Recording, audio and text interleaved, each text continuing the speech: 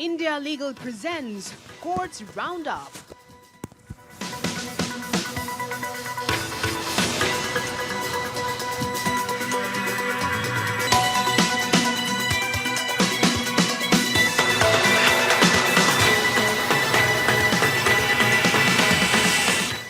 Doctor ortho Ayurvedic oil and capsule, अब दर्द भी घुटने टेकेगा। हिंसा मामले में एनआईए की जांच पर सुप्रीम कोर्ट ने एनआईए को लगाई कड़ी फटकार। सील कवर में जांच रिपोर्ट जमा करने का निर्देश। अगली कार्यवाही कलकत्ता हाईकोर्ट में होगी। अडानी समूह के खिलाफ ट्वीट और लेख के लिए पत्रकार रवि नायर को जेल और जुर्माना। गुजरात कोर्ट ने कहा, निष्पक्ष आलोचना नहीं, आपराधिक मानहानि। संबल हिंसा मामले में एएसपी अनुज चौधरी को इलाहाबाद हाईकोर्ट ने दी राहत। 22 पुलिसकर्मियों के खिलाफ केस दर्ज करने पर रोक। मद्रास हाईकोर्ट ने ओ रोमियो फिल्म के अनधिकृत प्रसारण पर लगाई रोक।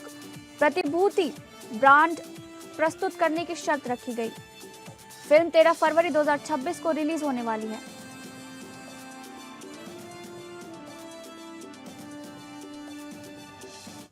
नमस्कार, आप सभी का स्वागत है कोर्ट्स राउंडअप में और मैं हूं आपके साथ Ankita Singh.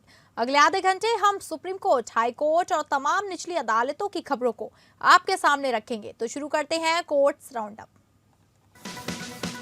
India Legal presents Courts Roundup.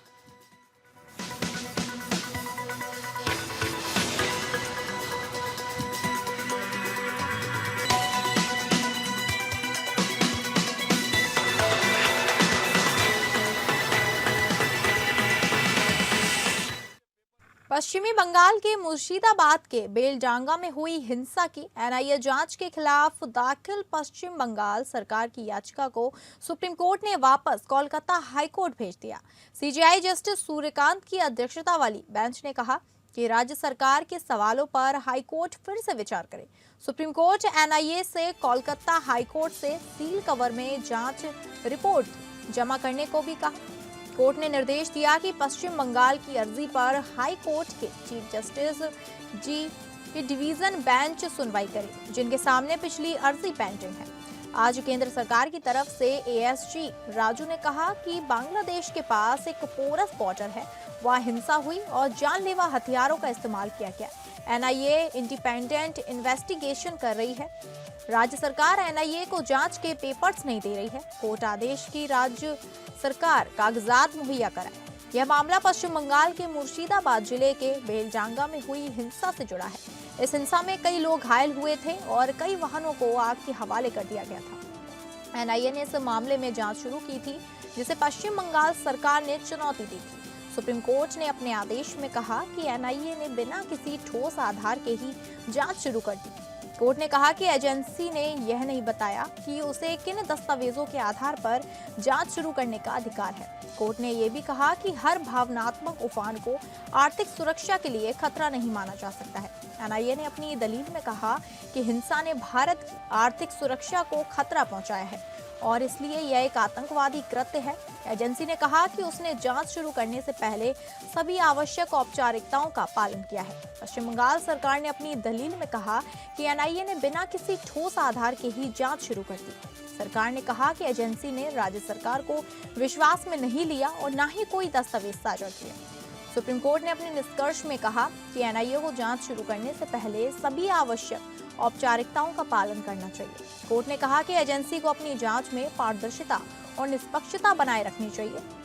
Court ने एनआईए को एक रिपोर्ट सौंपने का निर्देश दिया है, जिसमें एजेंसी को अपनी जांच की स्थिति और आगे की कार्यवाही के बारे में बताना होगा। अब इस मामले में आगे की कार्यवाही कोलकाता हाई कोर्ट में होगी, जहां एनआईए को अपनी जांच रिपोर्ट सौंपनी होगी। हाई कोर्ट के मुख्य न्यायाधीश की अध्यक्षता में एक डिवीजन बेंच इस मामले की सुनवाई करेगी और आगे की कार्यवाही के बारे में निर्णय लेगी।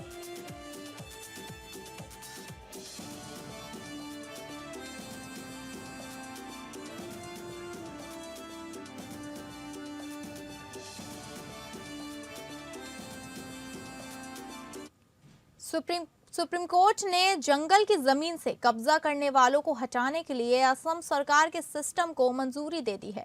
कोर्ट ने अपने आदेश में कहा कि राज्य सरकार ने इस संबंध में जो प्रक्रिया अपनाई है वह न्याय संगत और पारदर्शी है। सुप्रीम कोर्ट ने अपने आदेश में कहा कि राज्य सरकार ने जंगल की जमीन पर कब्जा करने वालों को हटाने के लिए जो प्रक्रिया अपनाई है उसमें प्रभावित लोगों को सुनवाई का अवसर दिया जाएगा। कोर्ट ने यह भी कहा कि यह प्रक्रिया फेयरनेस, रीजनेबलनेस और ड्यू प्रोसेस के सिद्धांतों के अनुसार है। असम सरकार ने कोर्ट को बताया कि जंगल की जमीन पर बड़े पैमाने पर कब्जा किया गया है, जिसे हटाने के लिए सरकार अभियान चला रही है। कोर्ट ने अपने आदेश में कहा कि जंगल की जमीन पर कब्जा करना न केवल अवैध है बल्कि यह पर्यावरण के लिए भी खतरनाक है। सुप्रीम कोर्ट ने अपने आदेश में जंगल के महत्व पर भी जोर दिया। कोर्ट ने कहा कि जंगल देश के सबसे महत्वपूर्ण प्राकृतिक संसाधनों में से एक है, जो न केवल लकड़ी और अन्य संसाधनों का स्रोत है बल्कि यह पर्यावरण संतुलन बनाए रखने में भी महत्वपूर्ण भूमिका निभाता है। अब असम सरकार जंगल की जमीन से कब्जा करने वालों को हटाने के लिए आगे की कार्यवाही करेगी। राज्य सरकार ने कोर्ट को बताया कि यह प्रभावित लोगों को 15 दिन का नोटिस देकर कब्जा हटाने के लिए कहेगी।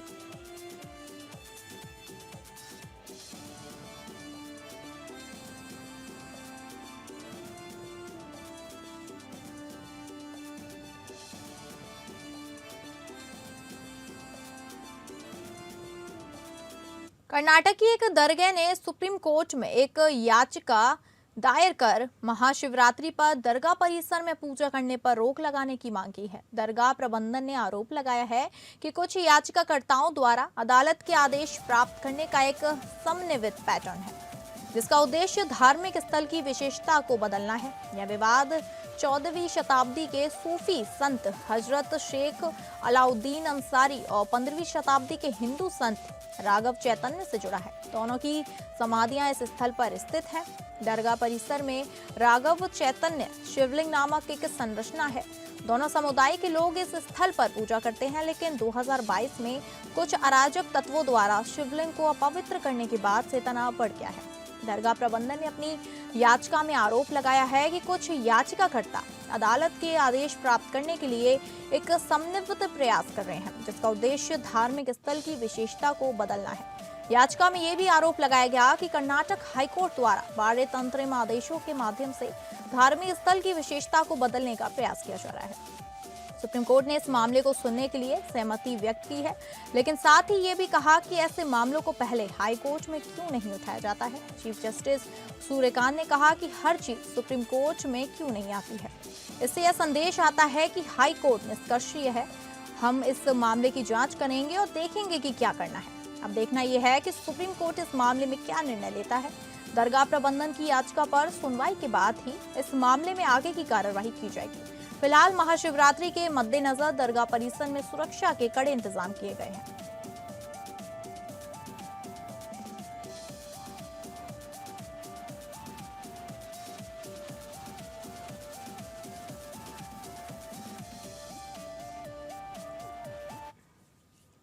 सुप्रीम कोर्ट ने उपभोक्ता विवाद निवारण आयोगों के सदस्यों और अध्यक्षों के वेतन और भत्तों के संबंध में एक महत्वपूर्ण आदेश दिया है। कोर्ट ने कहा कि सभी राज्यों को अपने नियमों को संशोधित करना होगा और वेतन और भत्तों को समान बताना होगा। कोर्ट ने निर्देश दिया कि राज्य आयोगों के सदस्यों को जिला न्यायाधीश के समान वेतन और भत्ते मिलेंगे, जबकि अध्यक्ष को उच्च न्यायालय के न्यायाधीश के समान वेतन और भत्ते मिलेंगे। जिला आयोगों के अध्यक्ष और सदस्यों को भी जिला न्यायाधीश के समान वेतन और भत्ते मिलेंगे। कोर्ट ने कहा कि आदेश 20 जुलाई 2020 से पूर्व प्रभाव से लागू होगा और राज्यों को 6 महीने के भीतर बकाया राशि का भुगतान करना होगा।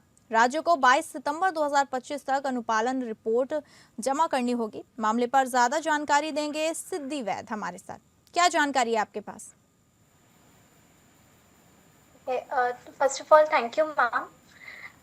ये जो केस है एक बहुत इम्पोर्टेंट केस है, क्योंकि ये सिर्फ मेंबर्स की सैलरी और अलाउंसेस का नहीं but judicial independence and consumer justice system पर भी क्वेश्चन रेज करता है जी। इस केस में सुप्रीम कोर्ट ने सुओ मोटो कॉग्निजेंस लिया क्योंकि यूपी स्टेट कंज्यूमर कमीशन के मेंबर के पे और अलाउंसेस को ड्रास्टिकली रिड्यूस कर दिया गया, जो पहले सेंट्रल पैटर्न के बराबर थे। कोर्ट ने माना कि यह रिडक्शन आर्बिट्ररी है और मेंबर्स के स्टेटस और डिग्निटी को भी डायरेक्टली अफेक्ट करता है। यहाँ पर कंज्यूमर प्रोटेक्शन एक्ट 2019 के अंडर बनाए गए मॉडल रूल्स 2022 का रोल बहुत क्रूशियल हो जाता है। मॉडल रूल का क्लियर ऑब्जेक्टिव था कि कंज्यूमर कमीशन को स्ट्रेंथन किया जाए, उन्हें कॉम्पिटेंट प्रोफेशनल अट्रैक्ट करने के लिए uniform service conditions, fixed tenure and adequate remuneration दी जाए। जी सो सुप्रीम कोर्ट ने यह ऑब्जर्व किया कि अगर एग्जीक्यूटिव को पे एंड कंडीशन पर अनकंट्रोल डिस्क्रिप्शन दी जाएगी तो आर्टिकल 14 के इक्वालिटी प्रिंसिपल एंड आर्टिकल 21 के फेयर जस्टिस गारंटी का वॉल्यूशन होगा। कंज्यूमर कमीशन कोर्ट जैसा काम करती है, इसलिए कोर्ट जैसे सेफगार्ड्स भी मिलने चाहिए। मेरे पॉइंट ऑफ व्यू में ये केस एक स्ट्रॉन्ग मैसेज देता है कि मॉडल रूल्स 2020 सिर्फ रिकमेंडेटरी नहीं बल्कि उन्हें स्पिरिट को स्ट्रिक्टली फॉलो किया जाना चाहिए। अगर हम चाहते हैं कि कंज्यूमर डिस्प्यूट्स का फास्ट एंड इफेक्टिव रेजोल्यूशन हो तो पहले हमें सिस्टम के एडजुडिकेशन को एम्पावर करना होगा। जी ठीक है, बहुत बहुत धन्यवाद आपका जानकारी देने के लिए। गुजरात की एक अदालत ने हाल ही में पत्रकार रवि नायर को अडानी समूह द्वारा दायर एक आपराधिक मानहानि मामले में दोषी ठहराया है और उन्हें 1 साल की जेल और 5,000 रुपए के जुर्माने की सजा सुनाई है। अदालत ने माना कि नायर के ट्वीट और ऑनलाइन लेख में अडानी समूह पर आरोप लगाए गए थे जो निष्पक्ष आलोचना से आगे बढ़कर आपराधिक मानहानि की श्रेणी में आते हैं। अडानी समूह ने सितंबर 2021 में नायर के खिलाफ आपराधिक शिकायत दर्ज कराई थी, जिसमें आरोप लगाया गया था कि उन्होंने अक्टूबर 2020 और जुलाई 2021 के बीच अपने एक्स हैंडल से कई ट्वीट वेबसाइट पर लेख प्रकाशित किए थे, जिसमें अडानी समूह पर भ्रष्टाचार, भाई भतीजावादी, पर्यावरण कानूनों के हेरफेर और सरकारी एजेंसियों के दुरुपयोग का आरोप लगाया गया था। न्यायालय ने नायर के बचाव को खारिज कर दिया और माना कि उनके ट्वीट और लेख न केवल राय की अभिव्यक्ति या नीति की आलोचना करते हैं बल्कि ये आरोप सीधे और स्पष्ट रूप से अडानी समूह के खिलाफ अवैधता, भ्रष्टाचार और भाई भतीजावाद के आरोप थे, जिनका कोई सत्यापन नहीं किया गया था और जिन्हें तथ्य के रूप में प्रस्तुत किया गया था। न्यायालय ने माना कि ऐसे आरोप अडानी समूह की प्रतिष्ठा को नुकसान पहुंचा सकते हैं और नायर से यह साबित नहीं किया जा सकता कि उनके बयान जो भी है वो सत्य थे, अच्छे विश्वास थे या कानून द्वारा संरक्षित थे। न्यायालय ने नायर को 1 साल की साधारण कैद और 5,000 रुपए के जुर्माने की सजा सुनाई। न्यायालय ने नायर को परिवीक्षा देने से इनकार किया, यह देखते हुए कि नायर ने खुद को एक पत्रकार के रूप में पेश किया था और इसलिए उन्हें डिजिटल प्लेटफॉर्म पर गंभीर आरोप प्रकाशित करने के प्रभाव और परिणामों को समझाने की उम्मीद थी।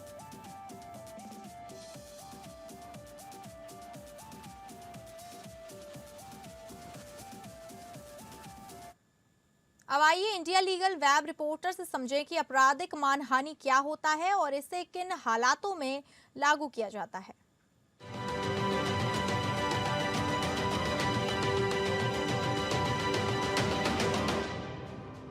क्या आपको पता है क्रिमिनल डेफेमेशन कैसे डिसाइड होता है? इंडिया में criminal defamation Indian penal code के सेक्शंस 499 और 500 के अंडर गवर्न होता है। सेक्शन 499 कहता है कि अगर कोई पर्सन किसी के बारे में कोई इम्पुटेशन बनाता या पब्लिश करता है इंटेंशन से या जानते हुए ये कि उससे उस पर्सन की रेपुटेशन को नुकसान पहुंच सकता है तो वो डेफेमेशन माना जाएगा। सेक्शन 500 पनिशमेंट प्रिस्क्राइब करता है, simple imprisonment up to 2 years या फाइन या दोनों। Adani enterprises limited versus Ravi Nair case में गुजरात कोर्ट ने जर्नलिस्ट रवि नायर को क्रिमिनल डेफेमेशन के लिए कन्विक्ट किया। ये केस उन ट्वीट्स और ऑनलाइन आर्टिकल से अराइज हुआ जिसने अडानी ग्रुप पर सीरियस एलिगेशंस लगाए गए थे। कोर्ट ने ये एग्जामिन किया कि क्या स्टेटमेंट पब्लिकली पब्लिश हुए थे, क्या उसने कंप्लेनेंट की रेपुटेशन हार्म हुई और क्या वो सेक्शंस 499 के एक्सेप्शंस जैसे ट्रुथ, गुड फेथ या पब्लिक इंटरेस्ट के अंडर प्रोटेक्टेड थे। कोर्ट ने होल्ड किया कि ये स्टेटमेंट्स फेयर क्रिटिसिज्म की लिमिट क्रॉस करते हैं और क्रिमिनल डेफेमेशन अमाउंट करते हैं, इसलिए रवि नायर को 1 year इम्प्रिजमेंट और 5,000 फाइन सेंटेंस किया गया। क्रिमिनल डेफेमेशन केसेस में courts freedom of speech and right to reputation के बीच में बैलेंस मेंटेन करते हैं। Do follow us for more updates.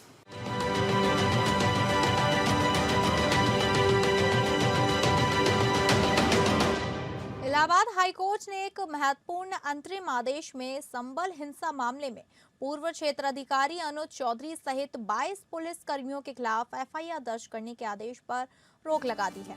न्यायमूर्ति समित गोपाल की एकल पीठ ने अपने आदेश में कहा कि मुख्य न्यायिक मजिस्ट्रेट संबल के आदेश पर फिलहाल रोक लगाई जाती है और शिकायतकर्ता यामीन को इस याचिका पर अपना जवाब दाखिल करने के लिए 14 दिन का समय दिया जाता है।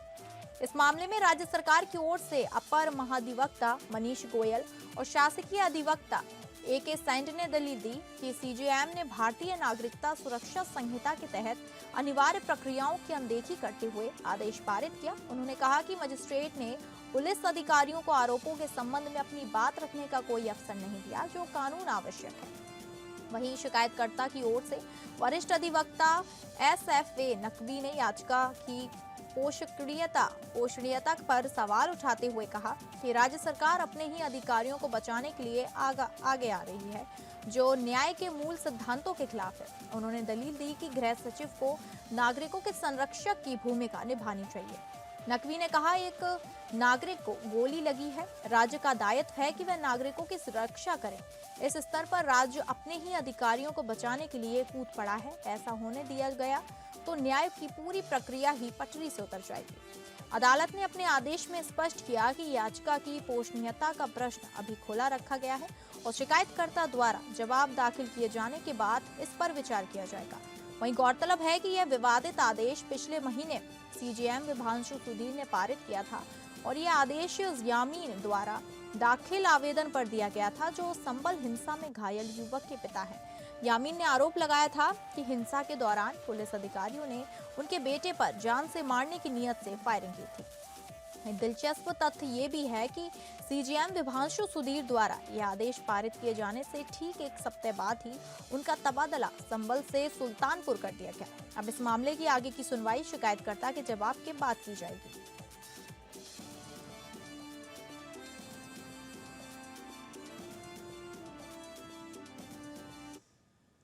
मद्रास हाईकोर्ट ने शाहिद कपूर अभिनीत आगामी फिल्म ओ रोमियो के अनधिकृत प्रसारण पर रोक लगाने के लिए एक अंतरिम निषेधाज्ञा जारी की है। यह आदेश फिल्म के निर्माता नाडियावाला ग्रैंडसन एंटरटेनमेंट द्वारा दायर एक नागरिक मुकदमे में दिया गया है, जिसमें फिल्म के थिएट्रिकल रिलीज से पहले इसके अवैध प्रसारण या ऑनलाइन प्रसार की आशंका जताई गई है। न्यायमूर्ति सेंथिल कुमार राममूर्ति ने अपने आदेश में कहा कि प्री रिलीज पायरेसी के मामले में निर्माताओं को होने वाली क्षति तत्काल और अपरिवर्तनीय है। एक बार फिल्म ऑनलाइन अवैध रूप से प्रसारित हो जाने के बाद वित्तीय और व्यावसायिक नुकसान को पूर्ववत नहीं किया जा सकता है। कोर्ट ने यह भी ध्यान दिया कि व्यापक जॉन डो या गतिशील निषेधाज्ञा मध्यस्थों और सेवा प्रदाताओं के वैध व्यावसायिक हितों को प्रभावित कर सकती है। इन चिंताओं को संतुलित करते हुए कोर्ट ने निर्देश दिया कि निषेधाज्ञा तभी प्रभावी होगा जब निर्माता प्रतिवादियों को आदेश के संचालन से उत्पन्न किसी भी वैध व्यावसायिक नुकसान की भरपाई करने के लिए एक प्रतिभूति बांड प्रस्तुत करेगा। फिल्म ओ रोमियो विशाल भारद्वाज द्वारा निर्देशित और साजिद नाडियावाला द्वारा निर्मित एक आगामी हिंदी एक्शन थ्रिलर फिल्म है। फिल्म में शाहिद कपूर, तृप्ति डिमरी, नाना पाटेकर और अन्य ने अभिनय किया है। यह फिल्म 13 फरवरी 2026 को रिलीज होने वाली है।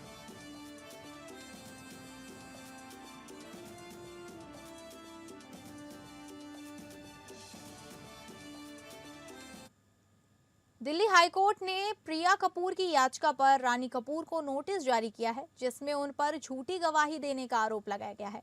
प्रिया कपूर ने रानी कपूर के खिलाफ झूठी गवाही देने के आरोप में याचिका दायर की थी, जो RK फैमिली ट्रस्ट को अवैध घोषित करने के लिए एक मुकदमे में लंबित है। जस्टिस मिनी पुष्पकर्मा ने मामले की सुनवाई 23 मार्च के लिए निर्धारित की है। प्रिया कपूर की ओर से पेश हुए वरिष्ठ अधिवक्ता अखिल सिब्बल ने तर्क दिया कि रानी कपूर के मुकदमे में लगाए गए कई आरोपें पूरी तरह से झूठे हैं। उन्होंने ये भी कहा कि झूठी गवाही देना अदालत के खिलाफ धोखाधड़ी है और रानी कपूर ने शपथ के तहत झूठ बोला है। रानी कपूर के वकील स्मृति चुरीवाल ने याचिका की सुनवाई की वैधता पर सवाल उठाया। रानी कपूर के एक पोते ने भी चुरीवाल के विरोध का समर्थन किया। यह विवाद आरके फैमिली ट्रस्ट के गठन और संचालन के इर्द गिर्द घूमता है, जिसे रानी कपूर ने धोखाधड़ीपूर्ण और अवैध बताया है। उन्होंने आरोप लगाया है कि प्रिया कपूर और अन्य लोगों ने उनकी संपत्ति और सोना समूह की कंपनियों पर नियंत्रण पाने के लिए साजिश रखी। तो दूसरी ओर प्रिया कपूर ने रानी कपूर पर झूठी गवाही देने का आरोप लगाया है और कहा कि उनके खिलाफ लगाए गए आरोप झूठे हैं।